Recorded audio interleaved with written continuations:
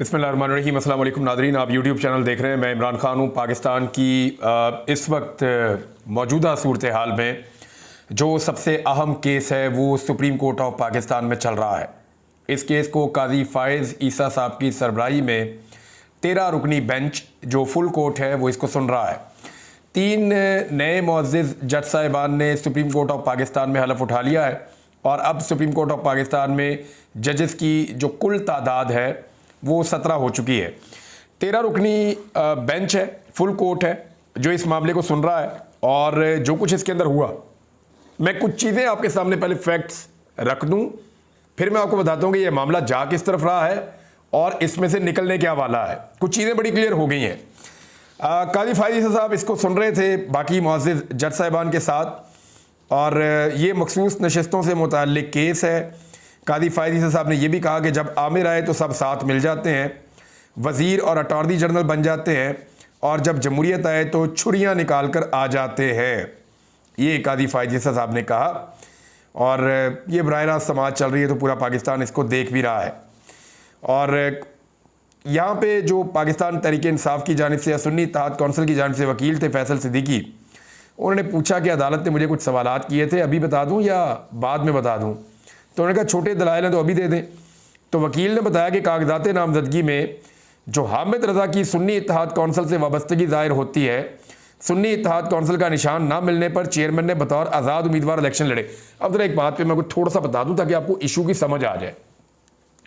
हुआ ये था कि जब 8 फरवरी 2024 में इलेक्शन होने जा रहा था तो जब बिल्कुल एंड टाइम पे एंड में मामला पहुंच गया था और इंतखाबी निशान जारी किए जा रहे थे तो आखिरी वक्त पे काजी फ़ाइज़ ईसा साहब ने पाकिस्तान तहरीक इंसाफ से बल्ले का निशान छीन लिया था और बड़ी मुश्किल में डाल दिया था। फिर फौरी तौर पे उन्होंने बल्लेबाज अरेंज किया तो हमने देखा उसको चपेड़े पड़ गई, वो बेचारा आगे आगे प्रेस कॉन्फ्रेंस करके वो भी दौड़ गया।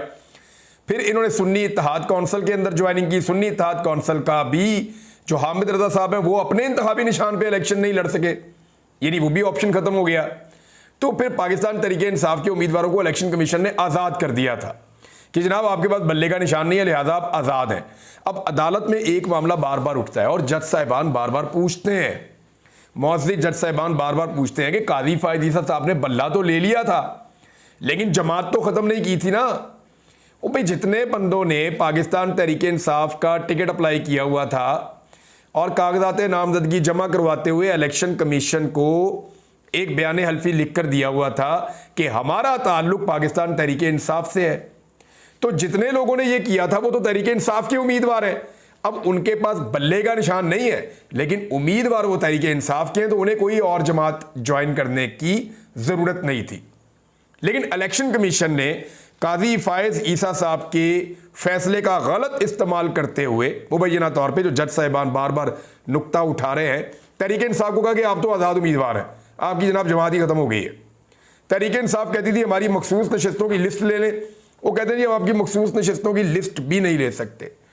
तो इलेक्शन कमीशन ने इस फैसले का गलत इस्तेमाल किया, इसको बार बार वहां पे पॉइंट आउट जजेस कर रहे थे।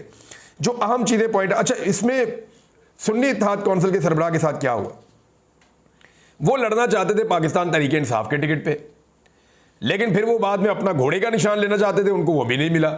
उनके साथ भी एग्जैक्टली वही ज्यादती हुई जो पाकिस्तान तहरीक इंसाफ के साथ हुई और इलेक्शन कमीशन ने की। ये मामला भी आज अदालत में चला गया। तो अब चीज़ें बड़ी क्लियर हो गई हैं, बहुत ज़्यादा क्लियर हो गई हैं। और सुन्नी इत्तेहाद कौंसिल या पाकिस्तान तहरीक इंसाफ, अब आप एक ही समझें, हालात ही इसी तरह के थे। तो अब जजेस ने क्या कहा, ये बहुत इंपॉर्टेंट है। ये मामला दोबारा मैं आपको पढ़ के बता रहा हूं कि जस्टिस जमाल मंदोखेल ने रिमार्क्स दिए कि इलेक्शन कमीशन के पास तो अरकान असम्बली को आज़ाद डिक्लेयर करने का कोई इख्तियार ही नहीं है, तो फिर कैसे कर दिया। जस्टिस अतरमल्ला ने बताया कि इलेक्शन कमीशन की जिम्मेदारी है कि वोटर के हक का तहफ़्फ़ुज़ करे। इलेक्शन कमीशन को तो बताना चाहिए था जी आप पाकिस्तान तहरीक इंसाफ के उम्मीदवार हैं, आप कहीं और नहीं जा सकते, आप क्यों सुन्नी इत्तेहाद कौंसिल को ज्वाइन करने जा रहे हैं, या आप आज़ाद उम्मीदवार नहीं हैं, आपका सिर्फ बल्ले का निशान छीना गया है। लेकिन इलेक्शन कमीशन ने सारी सूरत को इस्तेमाल किया। जस्टिस मुनीब अख्तर का कहना था कि इलेक्शन कमीशन ने कैसे अखज़ किया कि उम्मीदवार तहरीक इंसाफ के नहीं बल्कि आज़ाद हैं। जस्टिस मंसूर अली शाह साहब ने रिमार्क्स दिए कि इलेक्शन कमीशन ने कैसे आज़ाद उम्मीदवार जाहिर कर दिया। अहम सवाल यही है। ये बात जस्टिस याह्या अफरीदी साहब ने भी पूछी और उन्होंने रिमार्क्स दिए कि किसी उम्मीदवार के साथ ज़बरदस्ती नहीं की जा सकती कि नोटिफिकेशन के 3 रोज़ बाद अगर वो कोई और जमात में शामिल हो जाए। अब ये जो है वो जस्टिस जमाल मंदोखेल का कहना था कि इलेक्शन कमीशन कह सकते हैं कि उम्मीदवार आज़ाद है या किसी पार्टी से हैं। इलेक्शन कमीशन ने सिर्फ कागजात में उम्मीदवार की सियासी जमात से वाबस्तगी देखनी होती है, वो नहीं कह सकते आज़ाद है या पार्टी का है। और इलेक्शन कमीशन का इन मामलों के साथ क्या है, लेकिन ये जो इलेक्शन कमीशन है इसने जैसा इलेक्शन कराया सारी दुनिया जानती है। कुछ चीज़ें मैं आपके सामने भी रखूंगा। जो कुछ मुल्क में हो रहा था वो तल्ख हकीकत है और सबके सामने है। अतर मुल्ला साहब ने बड़े इंपॉर्टेंट नुक्ते उठाए, यानी उन्होंने कहा जो हो रहा है सब जानते हैं, माजी में भी सबसे गलतियां हुई, कोई फरिश्ता नहीं है। इस पे कादी फ़ायद ईसा ने कहा कि हमने अपनी गलतियों को हम मानते हैं। फिर दोबारा अतर मुल्ला साहब ने कहा कि मगर कभी तो इसको दुरुस्त करना होगा, बस बहुत हो गया। आज सुप्रीम कोर्ट के तौर पर हमने अपने सर रेत में दफन कर रखे हैं और हम हकीकत का सामना नहीं करना चाहते, लेकिन ये हमारी ही जिम्मेदारी होगी कि हर इंसानी हकूक़ की खिलाफ वर्जियाँ जो हो रही हैं, आज जबरी गुमशुदगियाँ हो रही हैं और इसे हम सियासी इशू कहते हैं। ये सियासी मसला नहीं है, ये आइन से मुताल्लिक है। बदतरीन आइन की खिलाफ वर्जियाँ हो रही हैं, हम अपनी आंखें बंद नहीं रख सकते। और मैं दोबारा ये कहूँगा कि सबसे अहम केस जो इस अदालत के सामने पेंडिंग है वो 8 फरवरी के इलेक्शन में धांधली का केस है और सब इसे जानते हैं। ये बड़ा क्लियरली उन्होंने कहा। कादी फ़ायद ईसा साहब ये कहते हैं कि पाकिस्तान तहरीक इंसाफ की तो बात ही ना करें, वो यहाँ पे केस में फरीक नहीं है। अब सुन्नी इत्तेहाद कौंसिल में सारी दुनिया जानती है कि वो कौन लोग हैं जो बेचारे पाकिस्तान तहरीक इंसाफ के ऊपर इलेक्शन लड़ रहे थे। वो मजबूरन फिर कभी उधर जा रहे थे कभी उधर जा रहे थे, उनके लिए ज़मीन तंग की हुई थी। तो कादी साहब को सिर्फ नज़र नहीं आ रहा, बाकी सब लोग जो जजेज हैं वो इस बात को समझ रहे हैं। अब मैं आपके सामने ना एक चीज़ रखता हूँ। कादी साहब बार बार ये कहते रहे हैं कि जो आइन में लिखा है बस उसके मुताबिक चलना है, जो आइन में लिखा हुआ है उसके अल्फाज पे गौर करना है। वो अल्फाज के गोरख धंधे से बाहर नहीं जा रहे। बरतानिया का आइन जो है ना वो लिखा हुआ ही नहीं है, यानी उसका कोई एक डॉक्यूमेंट ही मौजूद नहीं है। बहुत सारी अलग अलग शेप के अंदर वो मौजूद ज़रूर है, लेकिन वो कन्वेंशंस के ऊपर चलते हैं। तो वहाँ पे जो है वो जो कानून बनाने वाले और कानून नाफिज करने वाले या जो उनके अदलिया के मुअज़्ज़िज़ जज हैं वो अपने दिमाग का इस्तेमाल करते हैं। मुझे अच्छी तरह याद है, मैं अदालत में था तो मियाँ अली अशफाक मेरा एक केस लड़ रहे थे और केस लड़ते हुए उन्होंने जज से कहा कि सर कानून की बहुत सारी तारीफ़ मौजूद है दुनिया में, लेकिन मुझे जो कानून की एक तारीफ़ पसंद है वो ये है कि लॉ इज़ कॉमन सेंस, कि जो आपकी फ़हम में बात आ जाए, जो समझ में बात आए वो कानून है। जो आम फहम और समझ वाली बात है वो कानून है, कॉमन सेंस की बात है कानून। तो मुझे भी ये डेफिनेशन वैसे बहुत पसंद आई। अब ऐसा नहीं होता कि जो चीज़ लिखी हुई है, यानी आइन की तशरीह का इख्तियार फिर सुप्रीम कोर्ट ऑफ पाकिस्तान के पास क्यों है? जिस तरह कादी फ़ायद ईसा साहब फरमा रहे हैं इस तरह तो फैसले करने के लिए रोबोट रख लें या कंप्यूटर रख लें, उसके अंदर सवाल डाल दिया करें, गूगल करके जवाब आपको मिल जाया करेगा कि आइन ये कहता है या नहीं कहता। फिर इतने ज़रखेज़ दिमागों को, इतने ज़हीन लोगों को बिठाने का क्या फ़ायदा? वो इसीलिए बिठाए गए हैं ना कि अगर आइन में किसी जगह पे कोई ख़राबी है तो उसकी निशानदेही भी करें, और अगर कहीं पे तशरीह की ज़रूरत है तो उसकी तशरीह भी करें। किसी जगह पे कोई कमी रह गई है, देखें आइन कोई आसमान से तो नहीं उतरा ना, इंसानों का बनाया हुआ एक डॉक्यूमेंट है। कहीं इसमें देखें बड़ा मुकद्दम और बड़ा मोहतरम डॉक्यूमेंट है, क्योंकि आइन के मुताबिक ही मुल्क चलते हैं। अगर आपके पास आइन है तो आपका मुल्क बेहतर चल सकता है उस पर अमल दरामद के ज़रिए से। लेकिन आइन में आपने देखा तरमीम होती रहती है, बार बार तरमीम करते हैं लोग। क्यों करते हैं? वो इसलिए आइन में तरमीम करते हैं कि वो उस डॉक्यूमेंट के मुताबिक मुतमईन नहीं होते। उन्हें लगता है कि मौजूदा हालात में या इस वक्त ज़रूरियात इन चीज़ों की हैं तो आइन में ये चीज़ें शामिल होनी चाहिए थी, या ये चीज़ों को हमने पहले ठीक तरीके से नहीं देखा, ये नया मसला आया तो अब हमें समझ आ रही है कि इसको यूँ दुरुस्त कर दिया जाए। तो आइन को तो बदला भी जाता है, तो उसकी तशरीह के लिए सुप्रीम कोर्ट ऑफ पाकिस्तान मौजूद होती है। अब हरफ ब हरफ उसके ऊपर अगर अमल करवाना है तो फिर आप कंप्यूटर में डाल दें आइन, वहाँ से आप जवाब ले लिया करें एक पर्ची के ऊपर। ऐसा तो नहीं है। तो इतने बड़े बड़े दिमागों को, इतने बड़े बड़े जो ज्यूरिस्ट हैं उनको बिठाने का क्या फ़ायदा है? इतनी बड़ी जुडिशरी बनाने का क्या फ़ायदा है? ताकि आइन की सही तशरीह हो। अब मिसाल के तौर पे सिर्फ अगर आप आइन के कागज़ के एक टुकड़े को देखेंगे, 2 पैराग्राफ्स के अंदर आप अपने आप को रखेंगे तो आपको इन सवालों का जवाब ही नहीं मिलेगा जो सवाल अदलिया के मुअज़्ज़िज़ जज उठा रहे हैं। तो जब जवाब नहीं मिल रहा तो आपने अपनी कॉमन सेंस पे इंसाफ के तकाज़ों को पूरा करते हुए, उन हालातों वाक़यात को देखते हुए आपने इंसाफ करना है। और यही है जजेस का काम।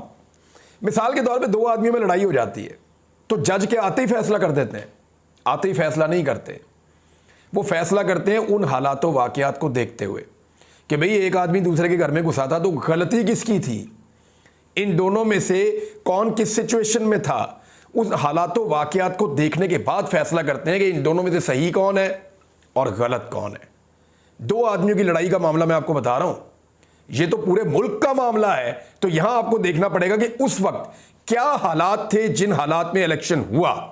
आपको बहुत सारे फैक्टर देखने पड़ेंगे, वो फैक्टर्स मैं आपके सामने अब रख देता हूं जिनको देखे बगैर आप ना मखसूस नशस्तों का फैसला कर सकते हैं, ना इन इंतखाबात के मामले का फैसला कर सकते हैं। क्योंकि पाकिस्तान की तारीख के सबसे मुतनाज़ इंतखाबात हुए हैं 8 फरवरी 2024 को। अब मैं आपको ये बता देता हूं कि किन हालात में कौन सी चीज़ें आई।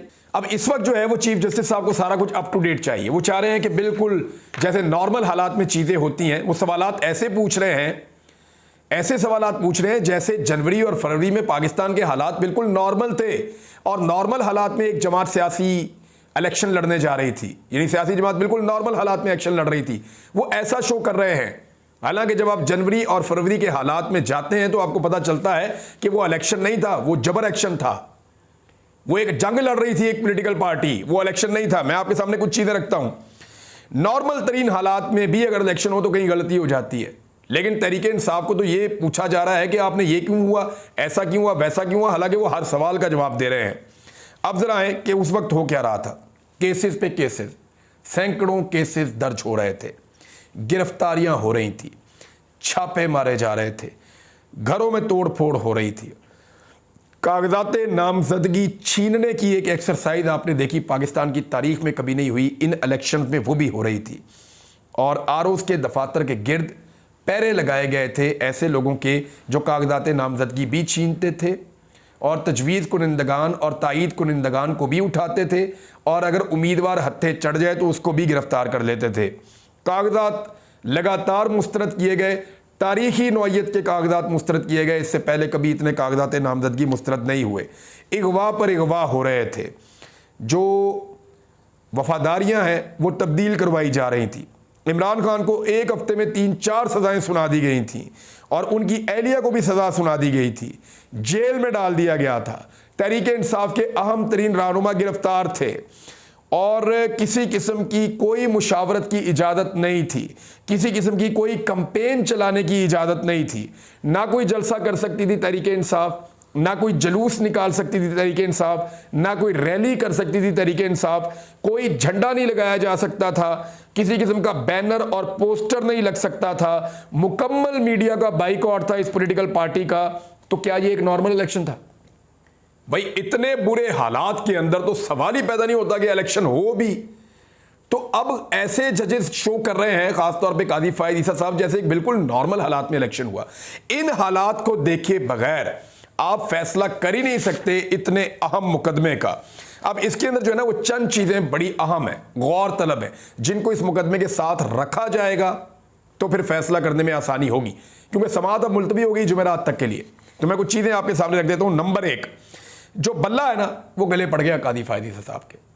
बार बार बल्ले का जिक्र आता है, बार बार उस फैसले का जिक्र आता है, और जब भी उस फैसले का जिक्र आता है तो काजी फायद ईसा साहब ऐसा दिखाई दे रहा था अदालत में, और बहुत सारे जो वहाँ पे कोर्ट रिपोर्टर्स हैं उन्होंने भी मुझे ये बताया कि वो चिड़े हुए दिखाई दे रहे थे, उनको बुरा लगता था जब बल्ले का या उस फैसले का तस्करा किया जाता था। सारा इलेक्शन जो है वो मशकूक हो गया। अब कौन सी चीज़ें देखनी पड़ेगी? एक देखना पड़ेगा 8 फरवरी का धांधली वाला केस, लेवल प्लेइंग फील्ड वाला मामला इसके अंदर आएगा, जबरी गुमशुदगियों वाला केस है, बल्ले के निशान वाला केस है, फॉर्म 45 और 47 ये क्या हुआ, ये सारा मामला देखना पड़ेगा। और इलेक्शन कमीशन की लगातार जो जानिबदारी चल रही है, इन सारे मामलात को जब आप मिलाकर देखेंगे तब आपको अंदाजा होगा कि एक्चुअली इलेक्शन में हुआ क्या, और फिर आप इंसाफ देने के काबिल हो जाएंगे। अब मैं बता दूं काजी फायद ईसा साहब के साथ प्रॉब्लम क्या हुई, और साथी जजों के साथ जो है वो एक इस तरह की सिचुएशन भी बनी जो नहीं बननी चाहिए थी।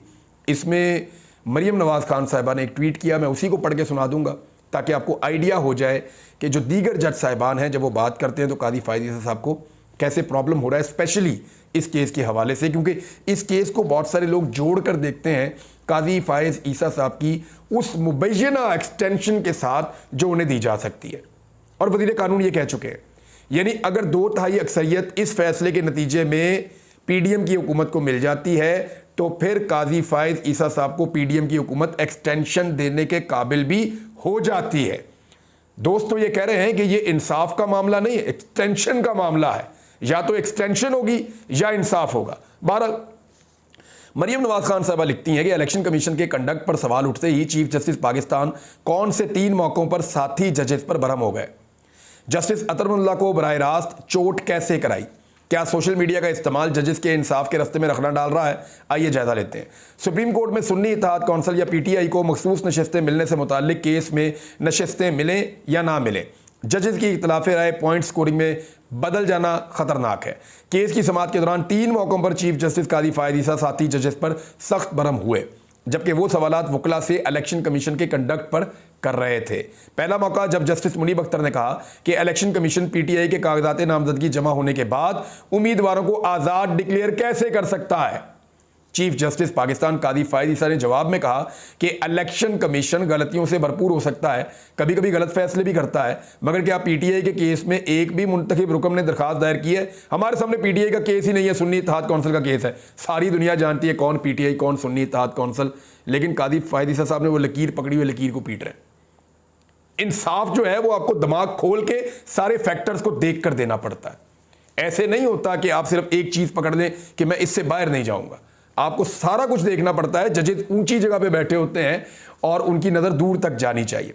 दूसरा मौका जब चीफ जस्टिस काजी फायज ईसा ने कहा कि समझ से बालातर है कि हम ये बहस क्यों कर रहे हैं, कोई दबाव था या नहीं था, यह अलग बात है, हमें आइन के मुताबिक चलना है, मफरूदों पर नहीं चल सकते। जिस पर जस्टिस मंसूर अली शाह बोले, मैं बताता हूं कि यह बहस क्यों हो रही है। हम किसी सियासी जमात को नहीं बल्कि लाखों की तादाद में निकलने वाले वोटर्स के हुकूक का बतौर सबसे बड़ी आईनी अदालत तहफ़्फ़ुज़ कर रहे हैं। चीफ जस्टिस ने कहा कि आज हलफ दोहराया, हमारे हलफ में जिक्र कहाँ है? इलेक्टोरेट आइन की पाबंदी दर्ज है बस। यानी वो कह रहे हैं कि ये नहीं करना, हमने सिर्फ आइन की पाबंदी करनी है। काजी साहब ने और तरफ ले गए मामले को। तीसरा मौका जब जजेस इलेक्शन कमीशन के कंडक्ट पर सवालात उठा रहे थे तो जस्टिस मंसूर बोले, अगर मेरे इस सवाल का कि एक नशिस्त सियासी जमात और बकिया असम्बली आज़ाद हैसियत में जीत कर आए तो 70 मखसूस नशिस्तें एक नशिस्त पर मिल जाएंगी या नहीं, इसका जवाब दें तो वजाहत हो जाएगी। चीफ जस्टिस काजी फायज ईसा ने जवाबी रिमार्क्स दिए, समझ नहीं आता हम आइन को दोबारा लिखने की कोशिश क्यों कर रहे हैं। अगर ये ओल्ड फैशन है तो जाकर तरमीम कर लें।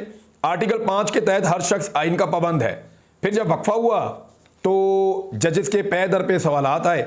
उस पर चीफ जस्टिस काजी फायज ईसा ने मखदूम अली खान को मुखातिब करके कहा कि आपको बुरा ना लगे कि जब भी जमहूरी हुकूमत आती है हम सब छुरियां लेकर निकल पड़ते हैं और जब डिक्टेटर आता है तो वजीर या अटॉर्नी जनरल लग जाते हैं। जैसे मखदूम अली खान भी एक आमिर के डिक्टेटर थे।